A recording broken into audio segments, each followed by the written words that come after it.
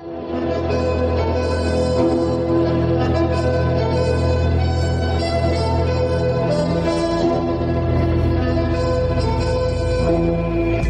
and welcome to Season 3, Episode 5 of Things Fall Apart, our podcast at the Human Restoration Project. My name is Chris McNutt. I'm a teacher in Springfield, Ohio. On today's podcast, we're looking at the Gradeless movement. There's a lot to be debated in the education system, but I'm hard-pressed to find a topic so steeped in research as this one. Whether it be motivation, willingness to learn, or even traditional test scores, not giving a grade shows improvement across the board. We summarize this research on our website, as well as on a previous podcast, which you can find in our show notes. Therefore, instead of diving too far into why the gradeless movement is needed, much of this podcast is about implementing it. But before that, let me give a quick shout out to Bill Ryder, Jenny Lucas, and Aaron Flanagan for being some of our Patreon supporters. We deeply appreciate you and your willingness to keep our resources, podcasts, writings, and more afloat. And if you haven't checked out our extensive progressive guides ranging from gradeless assessment to mindfulness, take a look on our website. That's all free. If you like what you see, consider donating on Patreon.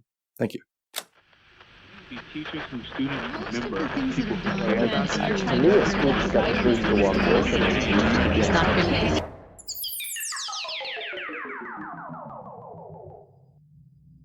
There's countless research articles, books, podcasts, psychologists, education experts, and more writing and studying the effects of grades. And every single time, whether it be 1850 or 2019, it seems to support the same two outcomes. 1. Grades diminish motivation and do little to actually provide feedback for students to improve. And 2, if there is research that supports grades, it's saying that they improve standardized test scores, not necessarily motivating or improving student outcomes in the long run.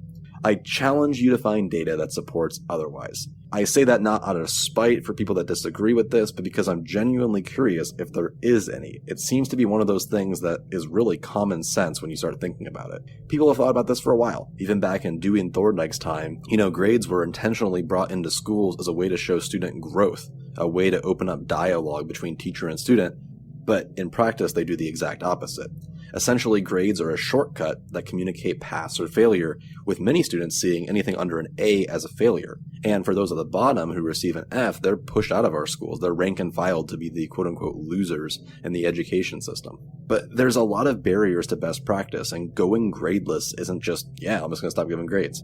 Many districts have gradebook requirements, whether that be simply giving someone a grade or even just requiring a grade per week, and therefore many don't even attempt this. It seems impossible. I'm here with our guest to show that it actually is possible. There are educators throughout the world going gradeless even in the most traditional systems.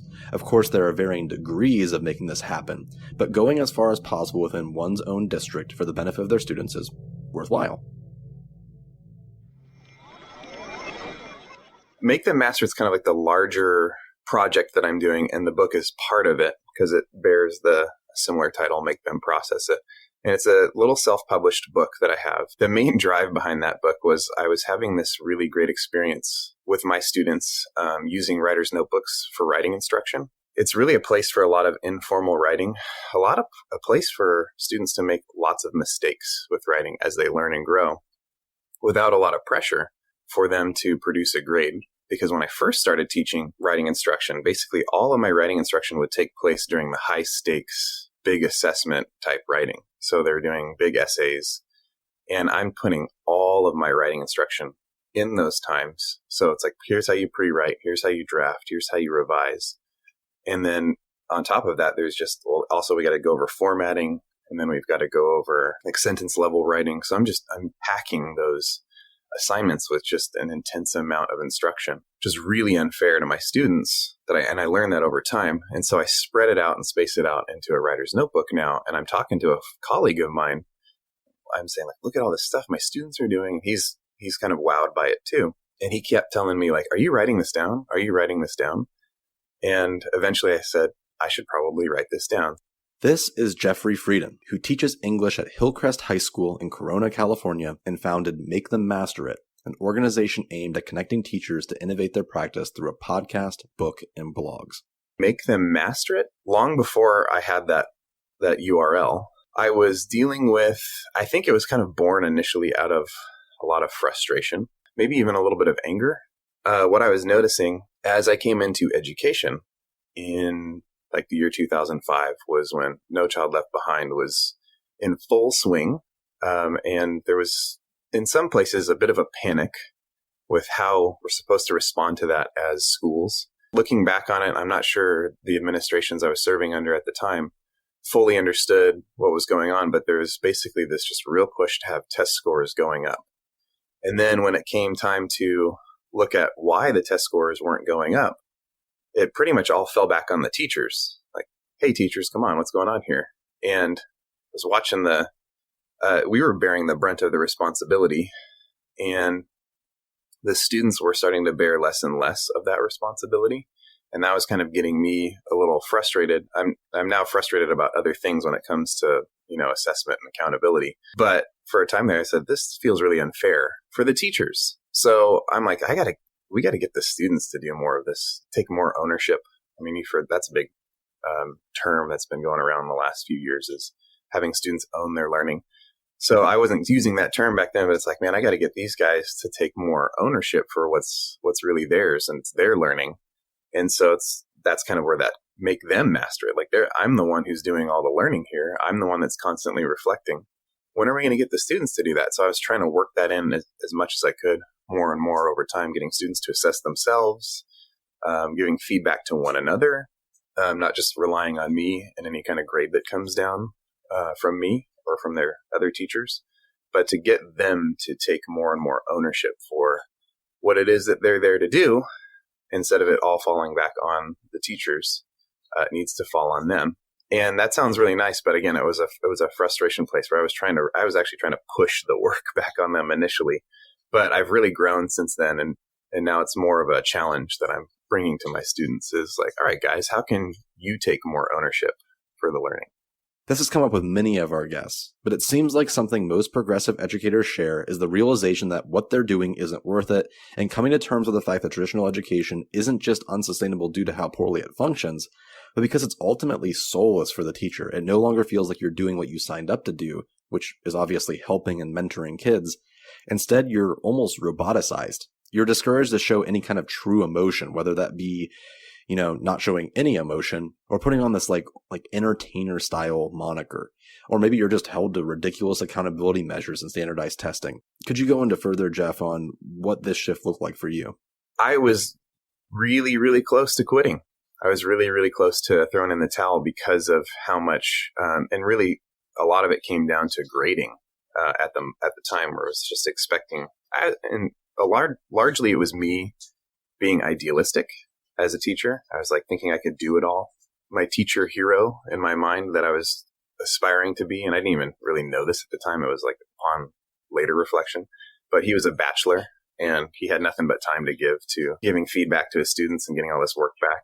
And I had 2 kids at the time and was just trying to juggle that. And I say at the time because now I have 4 kids at home. So I also needed a solution. I needed just practically, like, if I'm going to do this next year, and not feel immense guilt for not getting the work done or missing time with family, I need to figure out a way to get the students to take more ownership of their learning, because I won't survive. Right. I know going gradeless for me was empowering because you end up doing a lot less at home. I mean, obviously it's not a replacement for giving feedback, and we're still expected to work with kids. But I found myself spending way more energy at work guiding and mentoring, and way less energy at home, since if it's a project framework, I'm not really doing a lot of the planning. It's mostly the kids. How did you go about changing up your grading practice? By doing summative conferences at the end of a grading term and taking points off of assignments. So it's been kind of a fun little joke to say in class, where this class is totally pointless. But what I mean is, what I'm doing instead of just throwing points or a grade on there is I'm giving students meaningful feedback, and it's taking me probably just as much time as in the days when there were points to put some information on there for the students to get back. But what's different this time for me as the teacher, my experience is I'm telling them where they are. Like, here's where you are. Here's what you're doing well. Here's your next step as a learner in this particular skill that we're working on. And then for them, they get that back, and they're freed up to look at it. Now the points aren't making so much noise for them, that they can focus on that feedback. And then they'll put together kind of like a portfolio they're bringing their work to me, and then they're talking me through their learning. And then at the end of that conversation, we negotiate what their grade is in the course. So they are taking ownership, but it is just as much work for me. But now also more for them. They really have to think through how they're going to make their case for their grade. And the influx of social media and in general, the ability to find sources that supports gradeless learning make this a lot easier.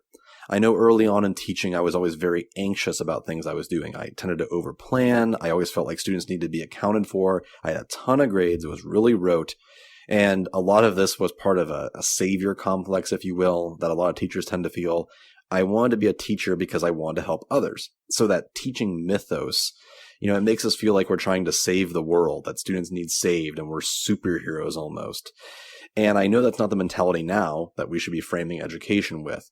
I'm curious about what connections you've made on your podcast, writings, and on social media that have affected your desire and willingness to shift towards gradeless learning.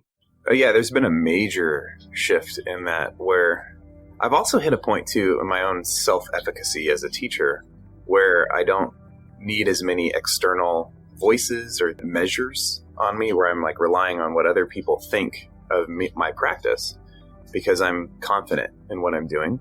So that actually takes the stress out right there. But when you're a young teacher, that's not there yet, because you're still figuring out who you are and you're having new experiences with students on a regular basis. And so you're not sure how to interpret all that and how you handled it. So I've really just been reflecting on my own practice over the years, and that's really helped too.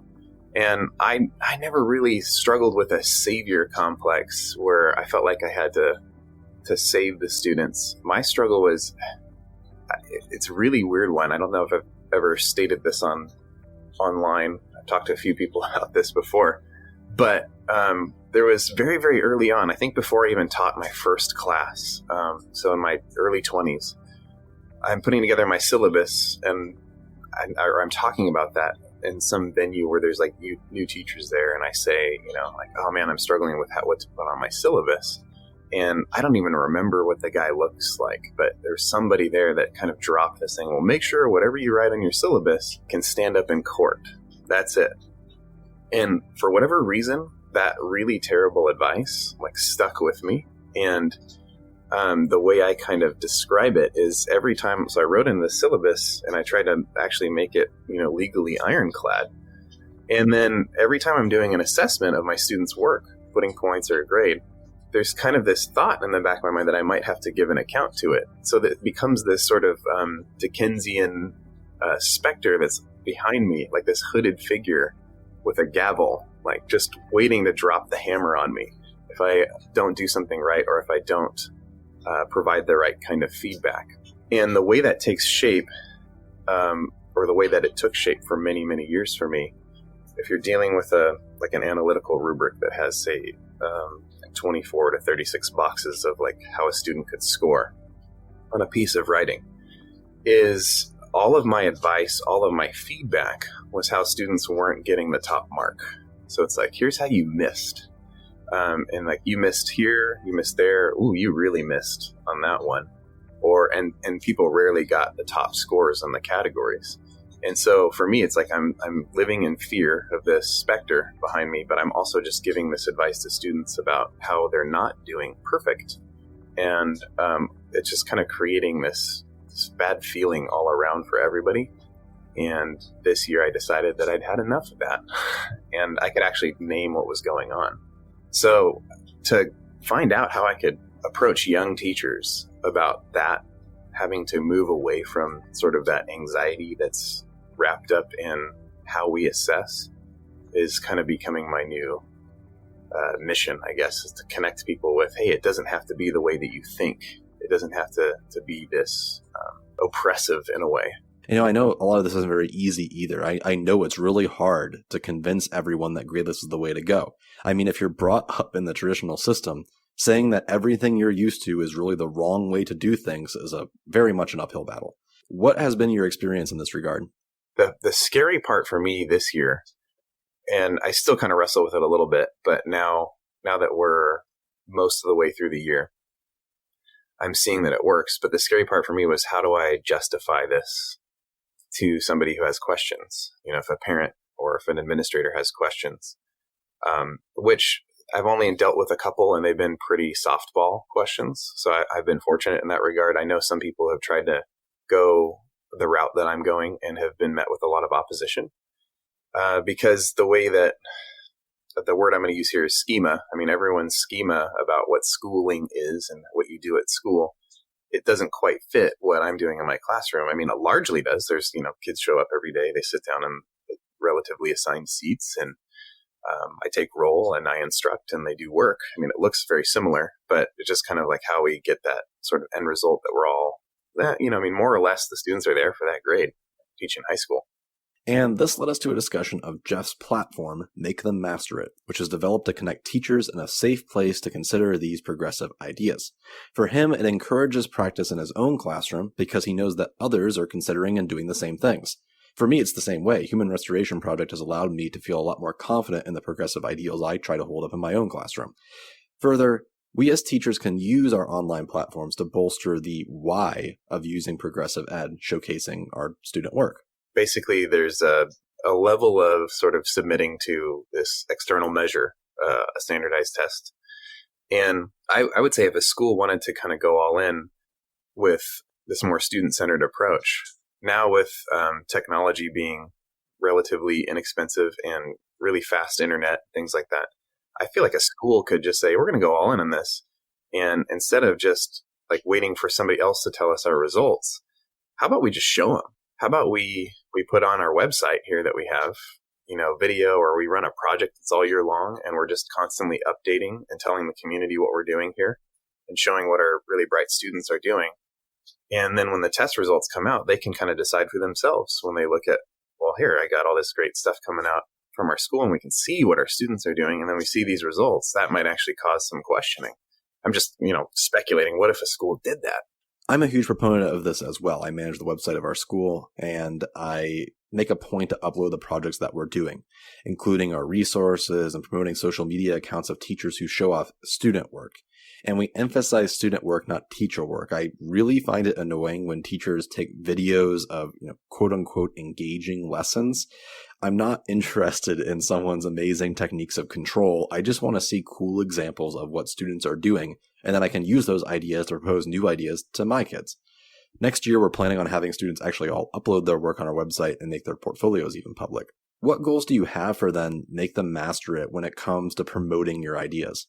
Well, my goals for the platform going forward, I do want to grow, get as many stories as I can of teachers at points where they really struggled in their career, but they found a way through, and put that out there for other teachers. I want to connect more at Make Them Master It around the idea of these alternative ways to assess students, and more ownership for the students and their learning. And as much as I can, kind of put that on my website. And I'm toying with the idea of, having other people come on the website too, to just kind of share their story about how they have students take on the learning, or even like the teacher side too of, it's really hard, but I push through, and here's some encouragement for you too. So kind of opening it up a little bit for other teachers to share their story, but really to just kind of keep growing in that concept of getting students to own the learning, and for teachers to sort of unburden teachers from the stresses of teaching as much as possible in an encouraging way. I've seen some stuff out there that's the same kind of goal, but it's more of a de-stressor or event. And I don't want that to take place on my website necessarily. I mean, we do need to vent. We do need to have time where we process stuff with people that we trust. But I also just really want to be an encouragement to learners and to teachers right there, and just kind of build on that as much as I can. So I don't know if I do know there's other books in me. I got some books kind of in there that are going to come out eventually, and I'll continue to self-publish. So in the same vein, what advice do you have for teachers who may want to share their voice? I encourage everyone to make their voice heard because, it's changed my teaching life. It seems like when I entered the profession, long before there was the proliferation of social media, there was a way, like a process you went through, an established process that you went through to be considered like a leader, or somebody who could raise a platform and have a voice. But now with social media, it's more of like who's listening. And so it's a very different route where anyone can build a platform. And if the ideas are resonating, then some people can kind of flock there and they'll go there and it gets shared around. And it's not this established way. Like, I don't necessarily need to get a PhD or an EDD to be heard. I can almost invite people into my classroom with my platform and say, like, hey, this is what's going on in here.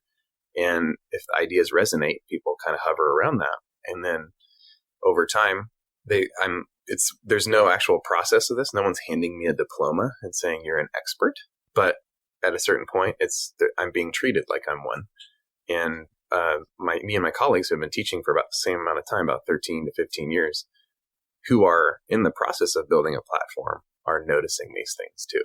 That, people they're taking me just as seriously as they would, this traditionally published author over here. It's been a fascinating kind of concept to think through, that there's different routes now there's alternative routes to this expertise in this platform building. Exactly. And as a soft promo, I'm always willing to share the Human Restoration Project with you. If anyone listening has a story to tell, advice to give, or anything surrounding progressive education, I'll help promote you. We'll coach you through setting up some basic account stuff if you're not familiar, and really offer just to promote your message for free. Just send us a DM on Twitter, or you can reach me by email at Chris, CHRIS, at humanrestorationproject.org.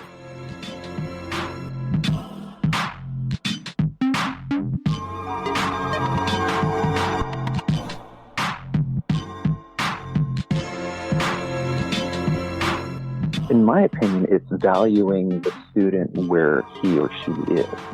It's recognizing the individual's strengths and weaknesses and challenging him beyond where he or she is currently at. Grading in of itself is comparative. It's either norm reference or criterion reference. And either way, when we're doing that, we're saying that the student should be here. And not all students should be somewhere. They should be exactly where they are, and we should be challenging them beyond where they are. Here's Aaron Blackwelder, an English educator in Woodland Public Schools in Woodland, Washington, and founder of the organization Teachers Going Gradeless, which connects educators and provides a crazy amount of resources concerning gradeless education. Aaron references The End of Average by Todd Rose.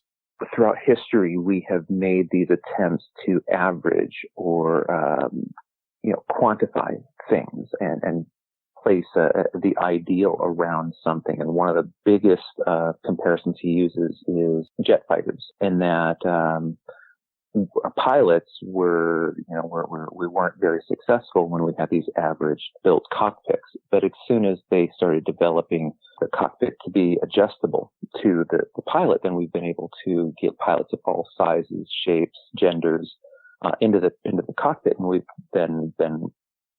we've had the greatest Air Force ever since. Now, I'm not promoting the Air Force or war or anything like that, but what I'm saying is the idea is that has been transitioned to our automobiles and made us better drivers and more comfortable in our cars. And he goes on to talk about education, and that when we start looking at different aspects of learning and learning styles and learning abilities gearing towards that mindset, then we open up possibilities that can basically challenge each person and develop ideas that would never be developed if we didn't open up those opportunities. So yeah, to me, gradeless learning is about acknowledging the learner where that learner is and exploring his or her potential rather than the potential somebody else thinks that they should be at.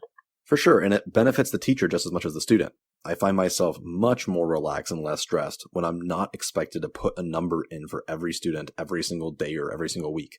Sometimes I'm expected to summarize a grade for eligibility or state requirements, but mostly I spend most of my time giving feedback in class or through something more student-centric. And I think that some might look, though, at gradeless learning and say, specifically I'm referencing your progress report, which I'll link in the show notes. If you're not familiar, it's a sheet of paper that lists a bunch of learning objectives with some banked in remarks. And then there's a summative section at the bottom for growth and what someone's doing well.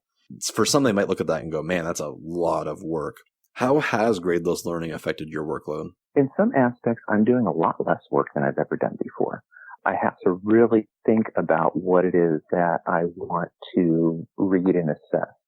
So homework. I don't give homework. I haven't given homework in years.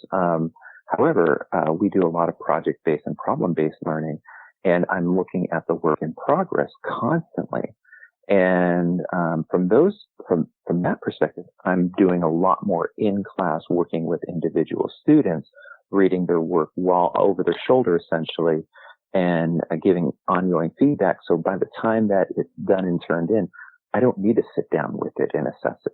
I've sat down with the students through the process and helped ensure by the time it's turned in, they're not having to get a grade from me or get the evaluation from me. They pretty much are confident where that work is by the time they turned it in.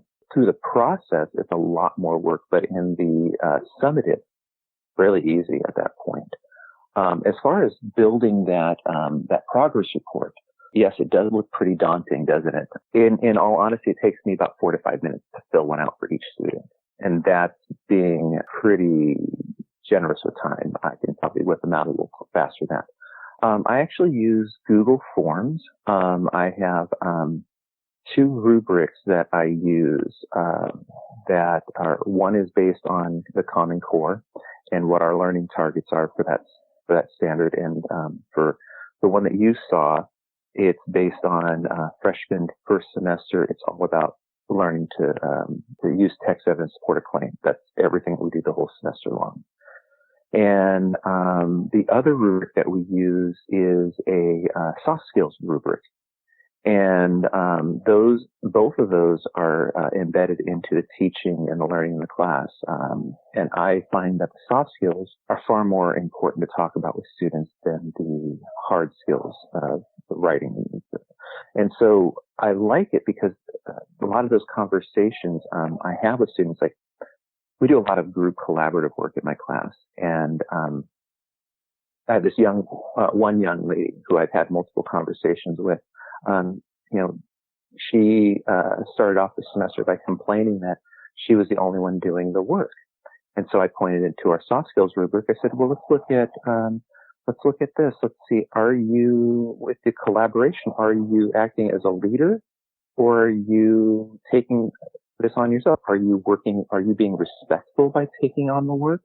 Or is it more respectful to challenge people? And if they don't do the work, let them fail. And so it challenges students who are that type A personality to step back and go, what I'm doing is unhealthy. It's unhealthy for me and it's unhealthy for my group. So I really like those soft skills and reporting those. The one thing that I truly believe in is, when I talk about these, I don't report the full rubric to the parents. I don't want parents to look at, when I report, say, one item, let's say it's a level 3. I don't want them to see, oh boy, they could be a level 4. I just want them to acknowledge where their child is and just accept that. Because as soon as we start having conversations around, well, why is he a level 3? We start having a conversation around a grade. Why is my child a level 3 and we're at a level 4? And I don't want to have those conversations. I want to have a conversation about where your child is right now. And if you're interested in moving your child forward, we could talk about how we can make things better without looking at the level 4. And even though you find yourself doing all this, you still have to report grades within your district, right? Yes, I do. I have to report a grade. And what I found is over the last, I started doing that long report, this year.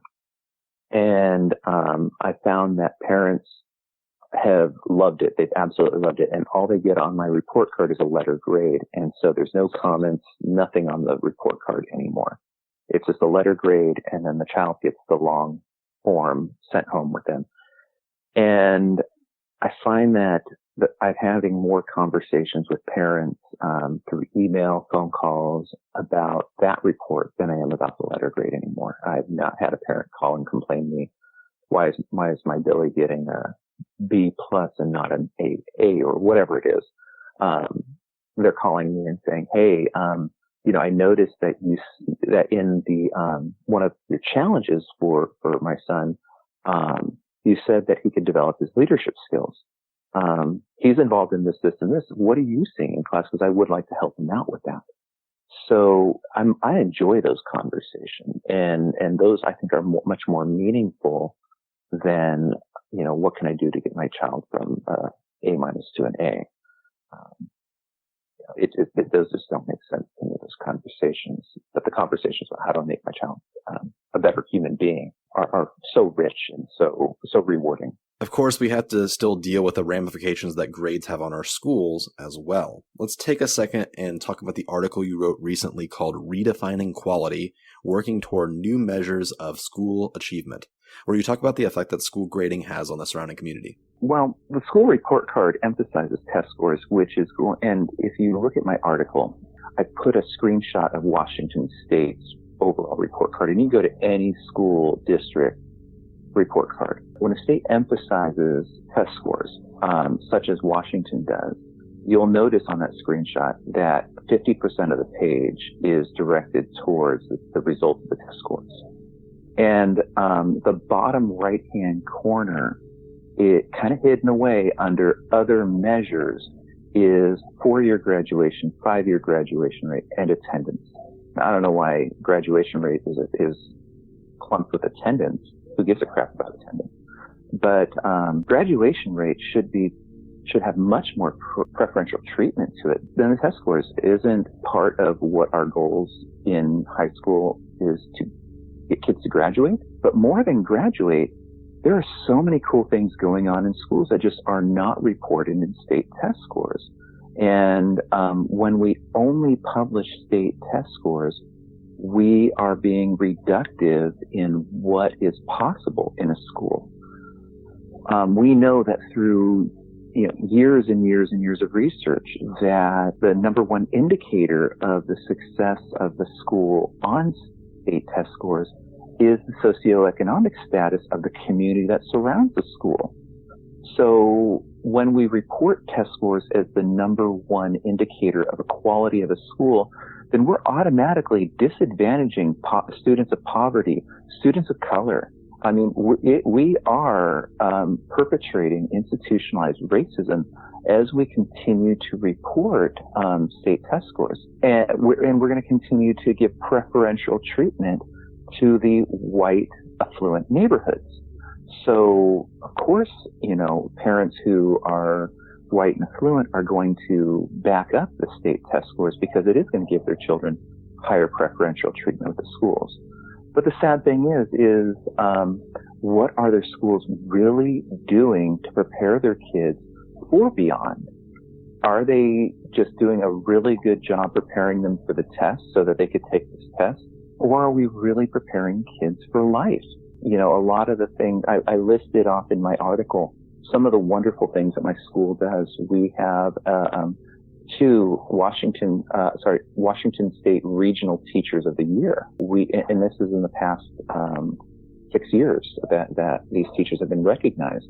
And then we have a culinary program that has won several state and has gone to nationals. We have a FFA program that has won several states and gone to nationals multiple times. And we have an art program that he uses his pottery class, and the kids make bowls, and he sells the bowls for charity. I mean, these are wonderful things, and these are not put into a school's report card. And if I saw those things listed on the school's report card, I go, man, I want my kid to go there. But when I look at my school's report card, we are rated as a 4 out of 10. And it makes me sad that our quality is not even on the top half because our test scores, and we have a large community we're a very rural school, and we have a large community of poverty students. And we're automatically saying our school is not high quality because our test scores are not there. And to me, I just find that very sad. And I think that when we show that to parents, and we show that to community members, if we put it into their face that, look, you're automatically disadvantaging schools. And when we flip that over, if we stop de-emphasizing test scores and we start expecting schools to begin to report how is the school connecting with the community and what impact are you making in the community in your school, then we're going to have to start redefining and challenging ourselves as administrators and teachers to what we're doing in the classrooms. I'm no longer going to be doing some direct instruction that's telling my kids how to answer the correct bubble-in answer on a question on the state test. Instead, I'm challenging my kids to publish their writing to a blog spot so that they can impact our community, or we're doing some community activists to reduce drug dealing in our community, or we're dealing with how do we increase the salmon population in our rivers, because salmon population are on a decline. So we're beginning to look at those and reach out to the community and work with the community to solve problems. And when we get to report those things, our school's going to be much better than they were than just, hey, we did a great job on this test. So I'm curious then, is there a question that you believe that state standardized report cards should be addressing? I think that when we begin to quantify learning, we begin to reduce it to, it dehumanizes, period. And I think what we need to do is start asking, not instead of asking the question, what do we begin to quantify, but rather, how we're going to begin to qualify this? How do kids get to report what they've learned in the process throughout their 4 years of high school or their 13 years of education? How do kids get to reflect upon that and say, here's what I've learned in my 13 years of school, and I'm so glad that I went through my schools, and here's where I'm going to go with this information. And then what we can do is, and this is hard to do, is we check in with them 4, 5, 10 years after graduation and see where they are. And are kids, because of what they've learned in school, are they now people who are shaping their community? Are they shaping their jobs? Are they people who are influencers and creative? And I think those are the questions we have to ask. But that's the hard work. It's much easier to throw a piece of paper in front of 1,600 kids and then pull the results in and have a machine run it and report the results by the end of the year. But those reports of a state test don't tell us where the kids are going to be 10, 15, 20 years from now. And I think those are the questions that we need to ask. We need to be asking alumni, hey, how did your high school program help prepare you for college? Or how did your high school program help prepare you for the career that you were involved? Or how did your high school program just help you to be a better person? And I really think that's the question that we need to ask, is how did school make you a better person? And that's not quantifiable. And what final thoughts do you have surrounding your practice and Gradeless Ed? A couple years after I first started teaching, RateMyTeacher.com came out. And I remember thinking, this is cool. I can get feedback from my kids and from their parents, and people can see this around the world, what I'm doing. And I can learn from what I'm doing bad and what I'm doing good. And I remember teachers being up in arms. Hey, we can't have this. What if I get a kid that hates me? And I think what it comes down to, really, why teachers fear the students reporting of the teachers is because I really think that if we really think about it, we know we're failing our kids. We know that we are not serving their social and emotional needs. We know that we're really not preparing them for life. We are, because nowhere in the real world do we sit in a desk in isolation, not work with somebody next to us, take a test every week. We don't have 6 different bosses telling us what to do, 6 different rules. We're working collaboratively. We're working, in most jobs, we're solving real world problems and working with people to do that. And I really do think that if you ask a teacher, hey, how does what you're doing prepare kids for real life. If they're being honest, they're going to say it's not. And I think that's part of the fear of having people report on us. But I think that if we move away from a test data driven school to a more holistic and problem based or project based outreach where we're working with our communities, then kids are going to be more satisfied with their learning. Kids are going to be more satisfied with who they are and their teachers, because they'll look at their teachers as somebody who worked with them rather than worked at or did to them. And nobody wants somebody to do to them. They want somebody to do with them in life. I know, like with my principal's phenomenal, and he comes into my classroom quite often. And he'll just ask me questions. He'll give me some suggestions. He'll tell me what he likes that I'm doing. He'll point out things that he doesn't like. But it's not. It's a relationship that we have, and it's built on trust, and it's built on how do we get kids to learn better, rather than, hey, you're not filling in these check boxes, and at the end of the year we're going to do our evaluation, and I'm going to grade you down for everything that you got wrong. It's more of, hey, how can I make Aaron Blackwelder a better teacher? And I trust my principal, and I look at him. I don't fear him walking in my door. I'm excited when he walks in my door because I think, hey, I have another opportunity to have a conversation about what's going on in my classroom. And I think that's the same thing that kids need. They need to look at us when we're walking by their desk. Hey, this is an opportunity for me to share what I'm doing with my teacher and get some feedback so I can become a better writer, a better scientist, a better thinker, rather than, I hope my teacher doesn't see me off task playing on my phone, or boy, I hope my teacher doesn't see that I've made this mistake here. So yeah, I think that those are the relationships we need to build.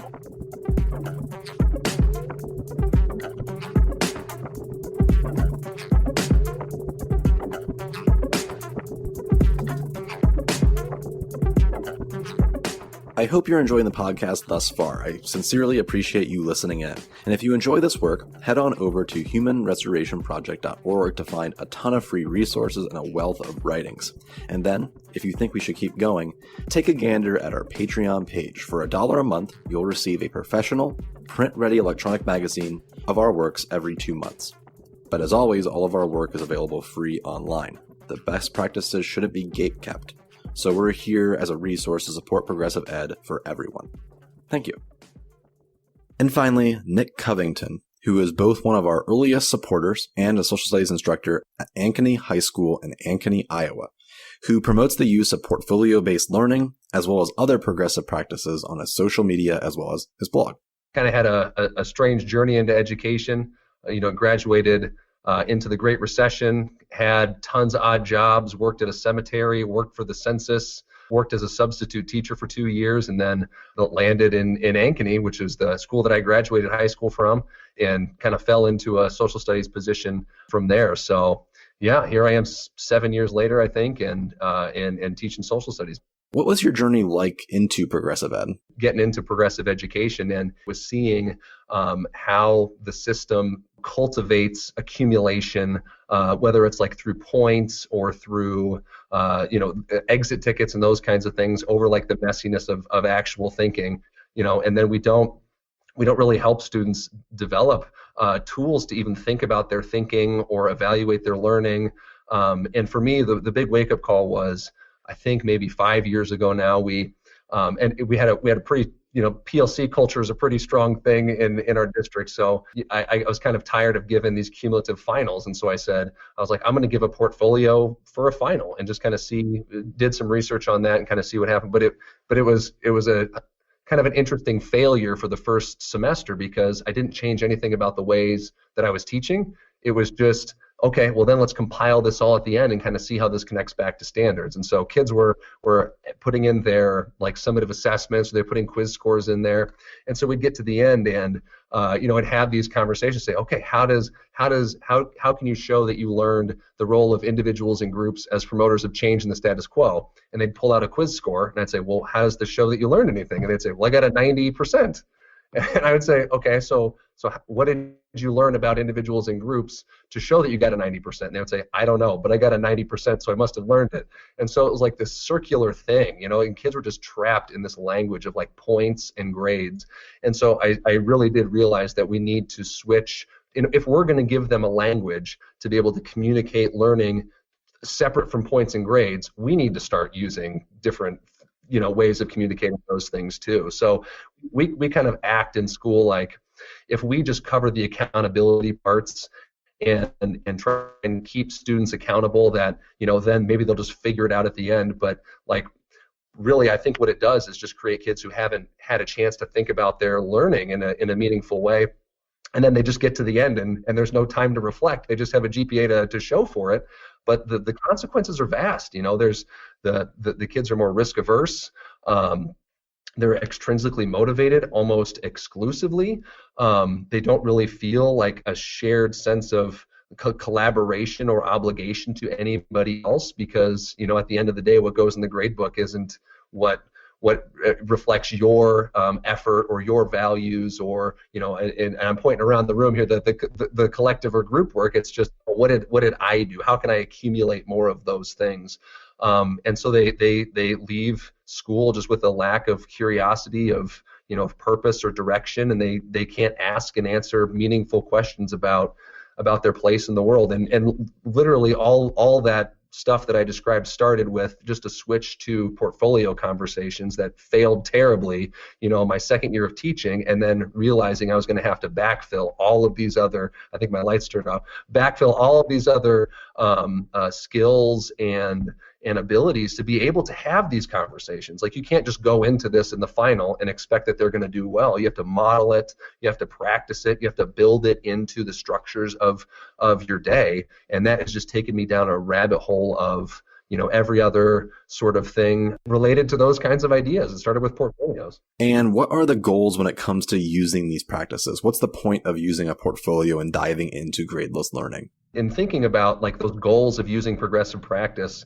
I mean, I can get to more specific things, but here's the thing that keeps me up all night, and I tell my kids this almost every single day too, is at commencement on May 25th, when I'm sitting there in the audience and they're walking across the stage, and like I'm sitting there applauding them, and then they hit the other side of the stage, what then?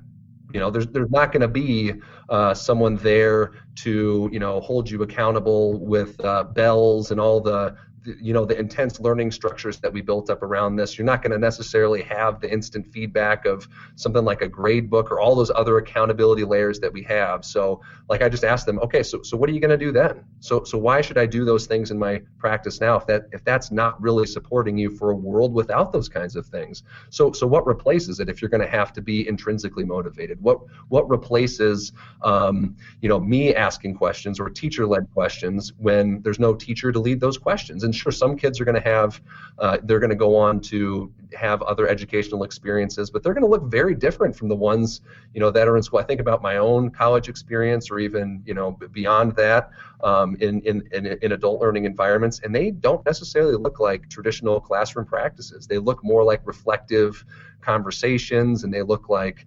ungraded ungraded writings that just kind of ask you to grow and think and reflect as a professional practitioner. Or, I haven't taken a multiple choice test in 10 years because, there's a part of the world that doesn't necessarily value those things. So, if the entire experience of school is focused on molding a particular type of student, but the world values things that are different than being successful in school, but we send kids on a very specific path of success there.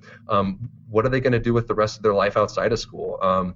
And so, yeah, I think we just have to strive to make learning environments more authentic in that world, and to understand through experiences rather than through rote learning, and some of the ways that maybe we learned when we were in high school. I thought a little bit about something that I'm trying to do in my own experience here, and trying to apply in my own context, which is the concept of assessment as learning. And I've learned about it through Twitter and talking to people through Twitter, but like that seems to be like the key here in terms of understanding like learning as a process, instead of learning as learning as assessment, assessment as learning. Literally, it turns the whole thing on its head.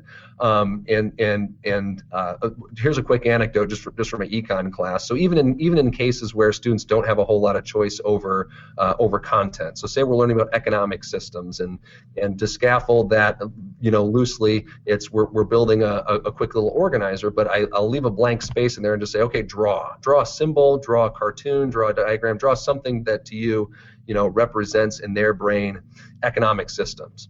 This experience that I had with a student the other day was, I haven't graded anything in the entire semester in the sense of like putting points in a grade book, but this student said, like, if I just draw a coconut for the traditional economy, would you accept that? And I was like, well, what do you even mean, will I accept that? So my mind went in a million different directions, and I was just like, well, what does the coconut mean to you, And he says, the coconut shows how in a traditional economy they would just barter for goods like coconuts instead of using money. And in my head I was just, yep, you get it, So there wasn't a need for like additional testing or assessment or anything else. It's like that fluid, ongoing process. It's that like the Frank Smith idea from his Forgetting and Learning, that classical view. Learning is effortless when it happens as a result of being in a community of learners who are doing the same thing together. So I want to make my classroom environment more like that, even if we have some traditional structures, because I still have to talk about economic systems and PPCs and some of those things in economics class, but how can we build that assessment as learning part to just make it a fluid part of what we do, and not a series of tests that you study for and forget. One thing I really want to point out is your economics evidence journal. Could you go into more details about what this is? I mean, the evidence journal, as it's designed to do, the evidence journal is, it provides just clear language and clear paths to get to whatever we define as proficiency. If we want kids to understand and can provide examples of wants and needs and goods and services, I don't care if they want to talk to me about that. I don't care if they want to plug, if they want to write it down on a sheet of paper or type it up on a Google Doc and have that as evidence, or have some activity that we did plugged in there. For the factors of production, we did an activity where we did a virtual tour of the Chamber of Commerce through Ankeny, and I had them, I was like, hey, visit 3 businesses virtually, and then just break out their factors of production, land, labor, and capital. So if you're a kid who wants to rely on that as an artifact of evidence, then pull that up as we go through this. But the checkpoints basically are, okay, we might do some learning around here, or you might just need to be in charge of finding out some of those objectives and meeting those. And whenever you get to that point, I have some quizzes in there just so that way they can self-reflect and say, okay, if you really get it, maybe you should get this score on the quiz, and if not, maybe go back. And I put that on like the quizzes. Have you ever used quizzes before? Yeah. So that's great, because they just have the number on there, and they can go through and do that. And then they just do some conference prep work for me to say, like, okay, what are one or two of the biggest takeaways of that learning for you? What are connections that you made to the material? So, for example, I had a student today talking about how when she goes to the store and has to make decisions about name brand versus store brand stuff, that's a trade-off that she's going to have to make. I'm like, perfect, you get it, right? So it's all about getting it, and I'm not going to put anything in the gradebook that reflects less than you getting it. The only thing I'm going to put in there is an incomplete, to show that you don't get it yet. And the other question there is, show the depth of your understanding by answering the essential question, and that kind of just differs based on the, and I'll use units loosely, because we don't really have units, because we're assessing as the kids are ready to assess. I'll be doing some instruction. The econ content is more like on my pace of delivery compared to the other content of the classes. But if you can provide some evidence or talk me through this, you have this all through at your disposal here. You can load it with artifacts. You can put papers in here. You can type up responses. But the big checkpoint is just a conference with me. So it's just a narrative conference. It takes 2, 3, 4 minutes, and it's just okay. So I just start with, how would you rate your learning? And that's that smiley face thing. So it's like, if they're super stoked about it, then it's okay. Why were you so excited about scarcity? Or if they hated it, like, I want to know that too. Why did you hate this unit? You completed the learning for it. What did you hate about it? And then just start talking them through. Okay, what are takeaways? Answer that. How did you answer that question? How can we use economic thinking to help our everyday decision making? So it's everything that we just talked about at 20 minutes ago, which was about how do we give kids language to communicate learning, is by communicating using the language of learning. Giving them the objectives. I don't ever talk about points or grades. It's all in reference to those objectives, and just semester-long things that we'll do, like we did that, the PBL project, like the economic engagement project, and there's checkpoints in their journal for that too. So where are they at in there? Have they completed the research agreement and conference with me about that? Okay, cool. Well, then you're good to go. So that way, we have, and I show them a video like from the from one of the talk shows back in the 60s of some guy doing some plate spinning, and we talk about how we're always spinning these plates. And so what plate are we spinning today? We might be tending to some econ content today, so that's what we're going to be going. Or you get to make some choices about, are you going to do the EverFi financial literacy online learning piece, which is due by the end of the semester? Are you going to tend to your economic engagement project, which is due by the end of the semester? And like that just frees up me from basically minimum instruction, so that way I can just be with kids all class. That was today, and I love those days, because I'm just talking with kids about, hey, what do you got? What do you need help with? I'm initialing in here, so it shows their progress and their growth as they're going through it. The goal is just to have a completed booklet, a packet of showing all their learning and all the objectives, so that way it makes that when I go to parent-teacher conferences on Thursday, and we're not talking about, how can my kid go from a 90 to a 92, or right, how can my kid keep the D-? It's, oh, here's all the stuff your kid has done, right? Here's how they've shown that learning. And I'm not putting a grade in the grade book until they can show their learning. And that was part of the process today too, was just, okay, we've done some learning, so what does that look like now here at 6 weeks? We have these big 18-week goals, but are you meeting now? Are you in progress? Do you not have any evidence? How can we move you from having evidence to all that stuff? I love it because I call it the no surprises, econ agenda. All the stuff that you have to do in advance, right? So how are you going to get there? How are you going to show it? Are you going to talk to me about it? Do you need to? Some kids build a Google slide, and they have every single slide has the objective on it, and they have the evidence in there. Perfect. Some kid just wrote on here, show the depth of your understanding by answering the essential question. He wrote words, and I was like, what does words mean? He was like, well, I'm going to talk to you about it. I was like, okay, we'll go, right? Talk to me about how you can do those things. So, it's again going back to that classical model, just of building, a classroom culture that's focused on the learning and not the artificial things that like preclude real learning, right? And that might be a controversial, thing to say just generally, but like all the crap that we put in place of just talking to kids about what they're learning, like gets in the way of getting learning done. And then just having this awesome artifact at the end to say, okay, this represents the 6 weeks of work that you've done in econ class. It's just such a cool thing. So the final then at the end, so let's come full circle and talk about portfolios. So we complete one of these things for the first 6 weeks. We've kind of got a year-long one for some of the year-long goals. We've got a second and third 6 weeks because those are our big chunks. So then by the end, we just mash those suckers together, and then just have some reflection questions, to ask them, how do you think the semester went? What do you think you understand the most? What could you teach to somebody else? Like if you went to, the middle school right now and had to teach a lesson on economics, what would you teach to them? What can you walk away from here and changing the way that you look at the world? How does what you've learned in this class connect to other learning inside or outside of class? How has your learning this semester changed your view of economics? And even, then some personal questions that I'll ask them at the end, like, okay, so what's next? This is the last time I'm going to get to talk to you in the final narrative conference. I'm just out in the hallway talking to kids for 4 or 5 days, and it's awesome. End with a fist bump or a high five or something, and say, hey, you did it, great job.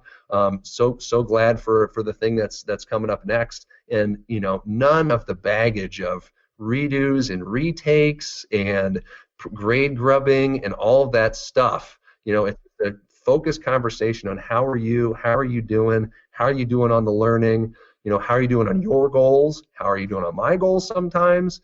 But I mean, that was a long way to get to that question, but it kind of seemed like it came full circle, for me with just putting this journal together. In the grand scheme of things too, is it awkward to have all of these progressive techniques, let alone at a traditional school, but at the school that you yourself went to? I mean, just the relationship factor there of coming into a school that you were a student at. I mean, I feel awkward with the things that I might say or the things that I might share, and how my coworkers might see that. What has that experience been like with your peers when you're pushing all these boundaries? I had the exact same. I didn't invite so honestly, I was a little bit anxious about that part of it. Like the idea of the narrative conference is like way different than what a lot of.